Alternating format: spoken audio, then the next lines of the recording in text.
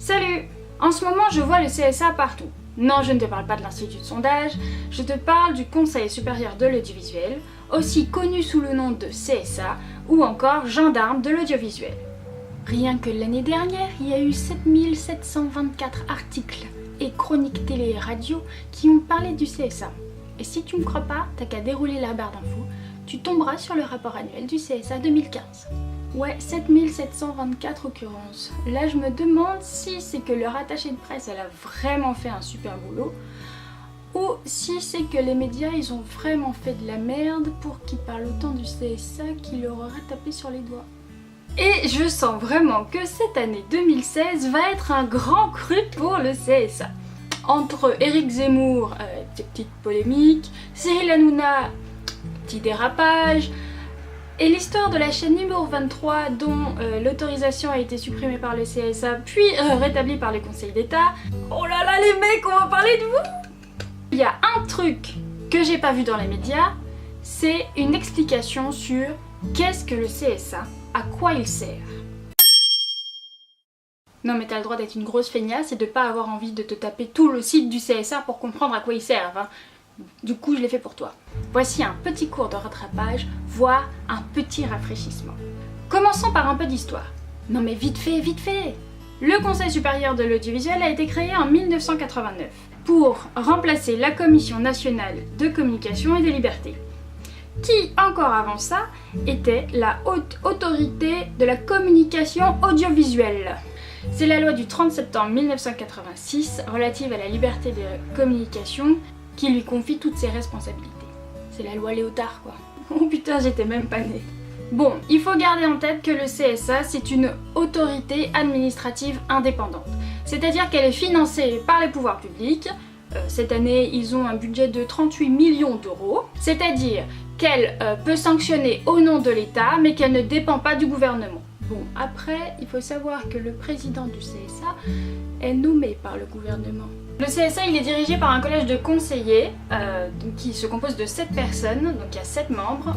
Le premier c'est le président du CSA qui est nommé par le président de la République. 3 des conseillers sont nommés par le président du Sénat et 3 autres sont nommés par le président de l'Assemblée nationale. Parlons de ces larges responsabilités. On a d'abord la protection des mineurs. Tu vois tous ces sigles là? Ben, c'est grâce au CSA qu'ils existent. On a aussi le respect de l'expression pluraliste des courants d'opinion. Ça veut dire que si t'as l'impression que tout le monde dit la même chose, c'est qu'il y a un problème. Encore autre chose, le CSA est le garant de l'équité des temps de parole dans les médias en période électorale. Pendant un temps, il s'agissait de 5 semaines avant l'élection, aujourd'hui on est tombé à 2 semaines. Le CSA veille à la rigueur dans le traitement des informations par les médias audiovisuels. Donc autant te dire qu'avec les attentats de l'année dernière, la tolérance des téléspectateurs vis-à-vis des informations un petit peu bâclées, elle est un petit peu descendue, voire beaucoup. C'est également le CSA qui s'occupe d'attribuer des fréquences aux télé et radio, que ce soit national ou régional. C'est-à-dire que toi, si tu aimerais créer une radio, une télévision, eh bien tu as le droit de monter un dossier et de demander au CSA de t'attribuer une fréquence. Il y a aussi le respect de la dignité humaine. Si tu constates qu'il y a des gens qui font des trucs, que c'est pas très sympa pour d'autres gens, t'as le droit de dire au CSA qu'il y a des gens qui font de la merde à la télévision. Et là je pense qu'on pense tous à la même personne. Et il y a aussi la protection du consommateur. C'est-à-dire que si tu vois une publicité, ne prenons pas d'exemple, qui atteint à la dignité humaine, qui porte atteinte à l'ordre public, qui porte préjudice aux mineurs, dont la nature choque un petit peu les convictions religieuses, philosophiques ou politiques, le CSA peut sanctionner. Le CSA veille à ce que tous les opérateurs respectent les lois et les réglementations en vigueur. Ils ont aussi pour rôle de rendre les programmes de la télévision accessibles aux personnes qui souffrent d'un handicap auditif ou visuel. En gros, c'est grâce au CSA qu'existent les options de sous-titres ou les audiodescriptions. C'est-à-dire que même si tu es aveugle, tu as le droit de savoir ce qui se passe à la télévision. Ils doivent aussi veiller à la représentation de la diversité de notre société dans les médias. Ah, et autre chose que le CSA, auquel le CSA participe, il participe à la nomination du président de France Télévisions et de Radio France. C'est-à-dire ce sont les présidents des deux gros organismes publics audiovisuels, et ben, il participe à la nomination du président de ces deux grosses machines. À côté de ça, le CSA doit veiller à la défense et à l'illustration de la langue et de la culture française sur les antennes. Là les gars, je crois que vous avez un petit peu merdé, donc je vais faire un petit message aux journalistes. En français, on dit les 24 dernières heures, et pas les dernières 24 heures. Merci. Et enfin, ils doivent contribuer aux actions en faveur de la protection de la santé. Maintenant, il faut que je te dise ce que le CSA ne peut pas faire.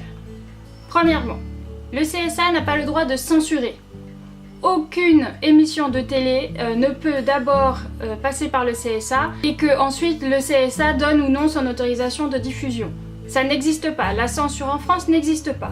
Donc tu as le droit d'aller à la télévision, de dire les pires conneries, tout va bien, c'est la liberté d'expression. En fonction de ton niveau de conneries, tu as aussi le droit d'être poursuivi en justice et de remplir les caisses de l'État en payant une amende ou éventuellement de remplir les prisons en allant en prison.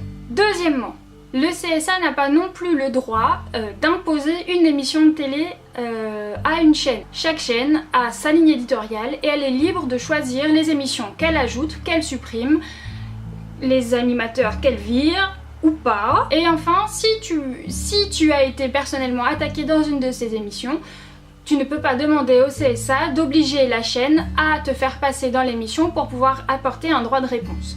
Il faut que tu passes directement par la chaîne ou directement par la production de l'émission. Maintenant, 2 mots sur le Conseil d'État. Non mais deux mots.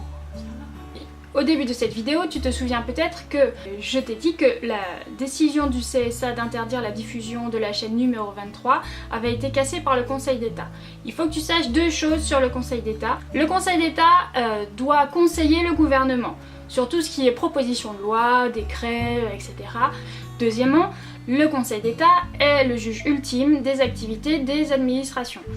Et quand on parle d'administration, on parle des pouvoirs exécutifs, des collectivités territoriales, des autorités indépendantes, le CSA, des établissements publics, des organismes disposant de prérogatives de puissance publique.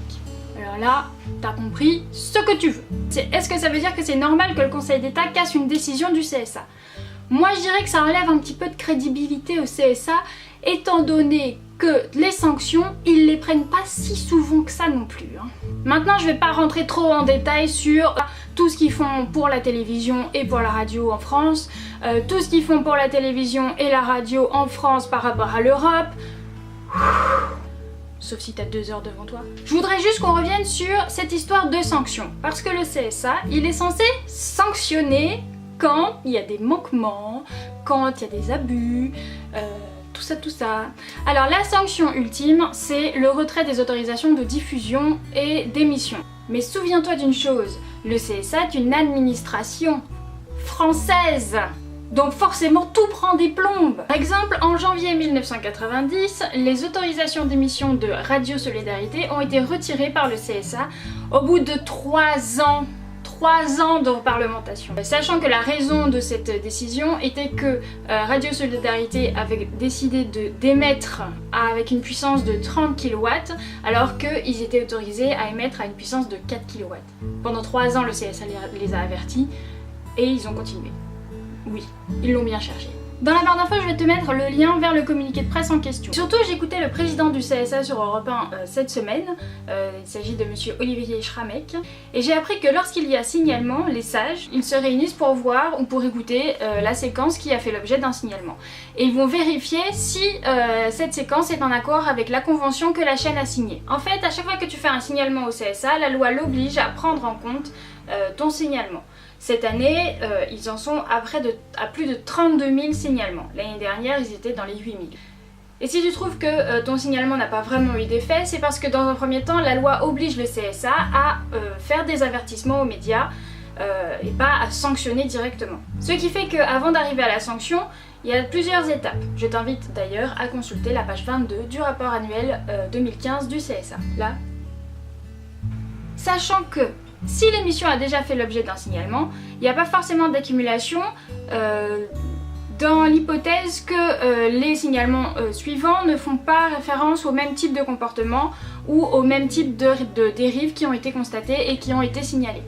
Par contre, si le CSA constate que les comportements, les manquements qui ont été constatés, qui ont été déjà signalés une fois, deux fois, ne sont pas corrigés, là il risque de sanctionner. La première sanction peut être financière, donc elle peut aller jusqu'à 3% du chiffre d'affaires de l'émission, et la sanction ultime, c'est la suspension de l'émission. Alors maintenant qu'on sait tout ça, est-ce qu'un gendarme qui a juste un sifflet peut vraiment faire peur? Bah ouais, le gars il te siffle dessus, mais à aucun moment il t'arrête, et c'est à peine s'il ose te faire payer une amende. Alors forcément, si ton audience elle te rapporte beaucoup de blé, tu seras peut-être pas dérangé de lui enfiler 3%. L'autre jour, j'ai lu un article vraiment très instructif dans Télérama. Oui, je lis Télérama. Et du coup, j'ai contacté le journaliste qui a signé l'article pour lui poser 3 questions. Certaines des questions, je les avais déjà posées au CSA, mais bon, la réponse elle était un petit peu vague quoi.